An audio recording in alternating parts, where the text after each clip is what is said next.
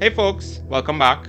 I missed you. In the spirit of Spooktober and nostalgia, because I can't seem to move forward in my life, we're looking at Halloweentown, a nice merge between the two. So whether you're here for the nostalgia or you're just trying to avoid real life responsibilities for a minute or 15, then this is the video for you. As always, I'll be sharing my thoughts as the movie progresses, so kick back, relax, grab your pumpkin spice latte, subscribe, and let's do this. It's Halloween night, and right off the bat, we can see that this household is the Halloween version of Scrooge's. Is there a term for it? And Marnie here is begging her mom to go to this Halloween party. I'm 13, okay? I'm practically a grown-up. I'm certainly old enough to make my own choices. Mom, I'm 13. I'm practically a grown-up. Oh, 13, huh? Practically a grown-up, you say? That's right. All right, grown-up. Here's the mortgage, health insurance, and let's not forget student loans. Still feeling grown-up? Or should I throw in a broken washing machine and some unexplainable back pain? Huh? But surprise, surprise, mom isn't budging. Oh, I hate when moms think they know everything. Her friends aren't really helping the situation either. Basically saying she's one of those edgy teen, not like other goth girls. And how are we supposed to grow up if we can't explore the world, try new stuff, and take some risks? Damn, she making some good points. You know what moms do when that happens? I carried you for 9 months. It can't be Halloweentown without mentioning Marnie's nerdy brother. Little kids' dumb ideas about there being magic. Like that helps them prepare for life. Who, now that I hear all his arguments, actually has it all together. Crazy. Meanwhile, this magic school bus drops off Mary Poppins, who happens to be Marnie's grandma, who didn't visit in over a year, so I'm sure we'll hear why soon. Oh no, why is the light on? Wow. Back to spooky. And Grandma mentions to Mom that Marnie is 13 now, but Mom doesn't look too pleased. She also brings the kids a whole bunch of Halloween presents and costumes, so Grandma is the fun one. After dinner, Grandma tells Mom she wants them to move back at her place, seeing as their dad passed. Oh, being normal is vastly overrated. I didn't realize how much these clips played on Disney Channel until now. Like, these clips are echoing in my soul. Mum doesn't want to go anywhere. Surprise, surprise. Cause she's comfy being a normie. So before Grandma dips, she tells the kids a bedtime story about Halloweentown, yanks out a whole storybook about it, and shows a page with Marnie in it. She promised not to tell the kids anything, but she didn't promise not to show them, I guess. And Mom knows Grandma all too well. So she gives her an earful, but Grandma be giving some pushback.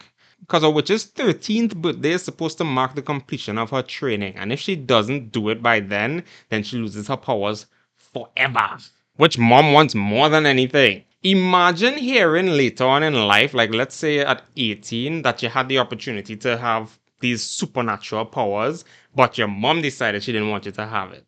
That's some grounds for some serious stress issues. But Marnie is eavesdropping, seeing some unreal shit. Grandma says she really came by to ask Mom for help because something is wrong back home. Her neighbors are becoming extra mean and just randomly disappearing. So kind of like real life. But Mom says no, obviously. Enjoy your leftovers, dear. Wow, that's some real trolling. So Marnie decides to tell Dylan of all people about it, but he doesn't believe her. Shocker! Grandma is on her way out now, so Marnie decides to follow, and surprisingly Dylan comes along to make sure she's safe. Or proper crazy. They sneak onto the bus and quickly realize it ain't a normal bus. Or does it have normal people on the bus? And it drops them straight into Halloweentown, where all the monsters you ever hear about or even dream are real. What are you doing? We're gonna lose! Oh my god. Okay, I don't remember that. Then the mayor introduces himself because he doesn't recognize them. Now, I assume that everyone knows how this movie goes, but for the two of you, I'll just keep quiet. I can't hear you. I seem to have a huge lollipop in my ear. Ew, that's kind of disgusting. Here you are, Soapy. No thanks. Smart girl. The mayor's name is Caliber, and he's a warlock if you couldn't tell. But he gets a little too happy when he hears who their mom is. Sounds like he was a simp. He gets them a cab from the skeleton cab driver named Benny and send them on their way. They meet a locked gate, so Marnie wants to try out her powers. Powers? What powers? And it just keeps echoing. Marnie fails, no surprise there.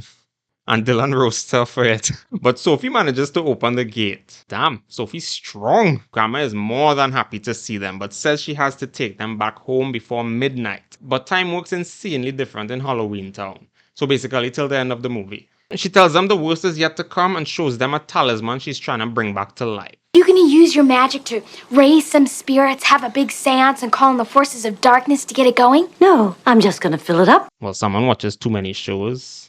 You watch too much Hong Kong Fooey. She needs to cast a spell over it to turn it on, but needs another witch to do it, which is why she even came to Mom in the first place. Marnie offers, but she's a noob, so no. Grandma sprinkles some glitter on it while casting a spell, but nothing. She palms it off as an instant recipe, so she needs to cook up the potion from scratch. Apparently. And here's the list of ingredients for anyone who wants to know. The last one is disgusting, by the way. She tells them they can't get detected by the bad guys, so they need to be incognito. Where's Cognito? Back on Earth, Mom finally decides to check up on her kids, and well, you get the idea.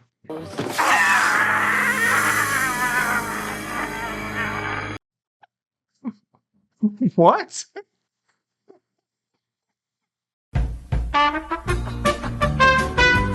That was her friend from earlier, when she got off the bus.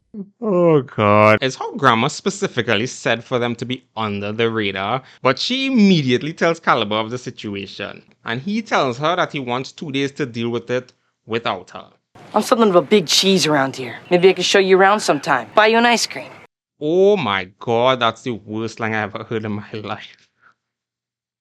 Hey girl, is you a beaver? Cause, damn. There's something on your face, and it isn't coming off. Oh wait, it's Beauty. So, how about I take you out sometime? I was kinda hungry, but then I smelled something stinky. It must have been the big cheese. Wow. I feel sorry for him now. Frick. Marnie gets her first flight on a broom though, so... All you have to do is want something, and then let yourself have it. So I have no idea what she just said. And I listened to this like 4 times. You next. I don't think so. Oh my god! Mom demands they come back with her, but they want to stay to help Gran. You will not. It's her birthright. Your birthright! What's that? Be human. Oh no! Mom pulls out the grounded card. So they have to listen for sure now. But turns out it will be several hours till they can get on the next bus. So they may as well stay to help Gran now. Except Dylan brings up asking the mayor for help. The same simp for Mom.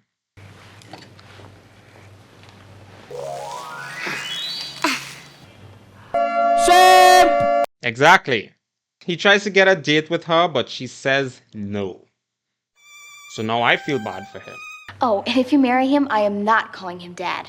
Yikes. Meanwhile, Luke tells Gran that he's working for the evil guy and wants to take her to him.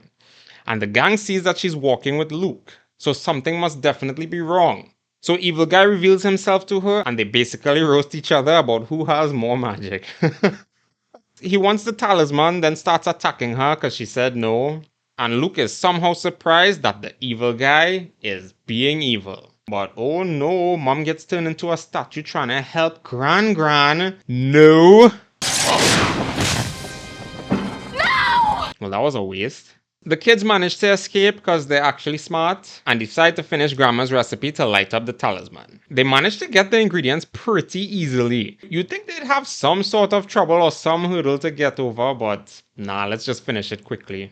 They did have some trouble with Benny though, the cab driver from earlier. He got possessed by whatever is possessing people. But thankfully there was this only dog nearby in this monster town. They managed to make the potion, but Marnie forgot the spell and starts saying some absolute gibberish. But Sophie remembers the spell word for word. Sophie gonna be OP. They get it lit and head on over to the place they fled from earlier. But it isn't working to revive Mom and Gran. Oh no. So she somehow figures out she has to put it in the giant pumpkin in the town center. Luke stops her to warn her that it's a trap, but she don't want to hear it, especially after that cheese comment. But the evil guy shows up anyway to give his grand speech. I zoned out for it, honestly. As we really are! Calabar?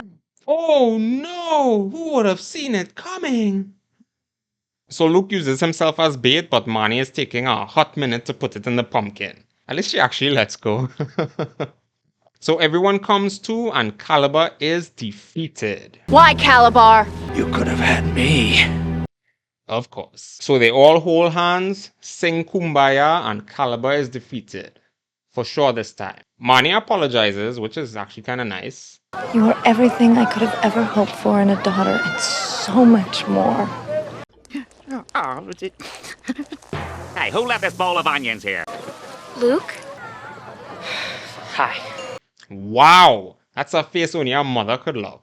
Freak. Turns out he only helped Calabar because he made him handsome. But he realized looks can only get you so far in life. Which is actually very far. Pretty privilege is a real thing. It was your personality that was the problem, my guy. So Mom invites Grandma to live with them and tells Marnie she's gonna help her finish her training. And that's the movie. It wasn't bad, but it was a lot better than I thought it was going to be. Does that make sense? I remember when it came out, it was a nice little watch whenever Halloween came around. And well, we see how those random clips just echo in our brain. Totally. Or maybe just mine, I don't know. For 13, Marnie was actually pretty well spoken and gave some solid arguments when she and her mom were fighting. But I like that even after everything happened, she apologized to her mom for not realizing she was just protecting her. But on the other end, it's one thing for her mom to give up her life as a witch, but it's another thing for her to force her kids to do the same thing. It's actually kind of upsetting how parents tend to be like this all the time. Like, let them make a choice and just hope that you taught them well enough to deal with their own choices. Parenting 101. But it is a feel-good movie, so everyone will be happy in the end. Except Luke. But that's it from me. Thank you so much for watching. If you did like this video, I'd appreciate if you liked and subscribed or even checked out another one. With that, stay lazy, stay broke, and I'll see you in the next one. Peace!